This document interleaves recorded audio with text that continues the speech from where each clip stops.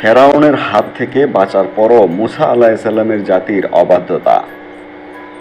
আল্লাহ সমুদ্র দ্বিখণ্ডিত করে বনী ইসরাইলকে ফেরাউনের জুলুম থেকে রক্ষা করলেন। চোখের সামনে ফেরাউন ডুবে মরল, তারা মুক্ত হলো, নিরাপদ হলো, নতুন জীবন পেল। কিন্তু আফসোস, মুক্তি পাওয়ার পরও তারা কৃতজ্ঞ না হয়ে বারবার নাফরমানি করল। বনী ইসরাইলের বড় বড় নাফরমানি, যার মধ্যে প্রথমেই বাছুর পূজা শুরু করলো। মুসা আলাইহিসসালাম তুর পাহাড়ে গেলে সামিরি নামের এক ব্যক্তি সোনার বাছুর বানায়, আর তারা বলতে লাগলো এটাই তাদের উপাস্য। যে জাতি সাগর বিভক্ত হতে দেখেছে তারাই আবার মূর্তি পূজায় ফিরে গেল। আল্লাহকে প্রকাশ্যে দেখতে চাইল তারা, বলল আমরা আল্লাহকে সামনে না দেখা পর্যন্ত বিশ্বাস করব না।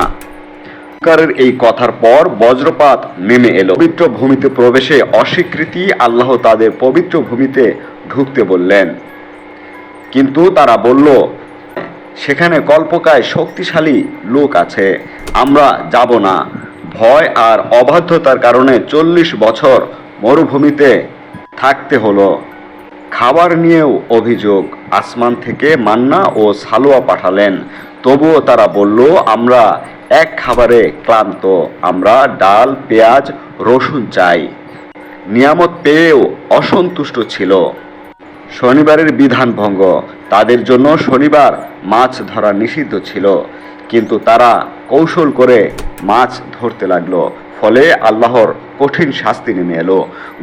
একটি হত্যাকাণ্ডের রহস্য সমাধানে আল্লাহ গরু জবাই করতে বললেন, কিন্তু তারা সহজে মানেনি, বরং কি, বয়স কত, কেমন গরু, অযথা প্রশ্নে বিষয় কঠিন করে তুলল। নবীদের অবাধ্যতা, মুসা আলাইহিসসালাম তাদের জন্য জীবন উৎসর্গ করলেন, তবুও তারা তাকেই কষ্ট দিত। পরে বহু নবীকেও তারা অমান্য করেছিল।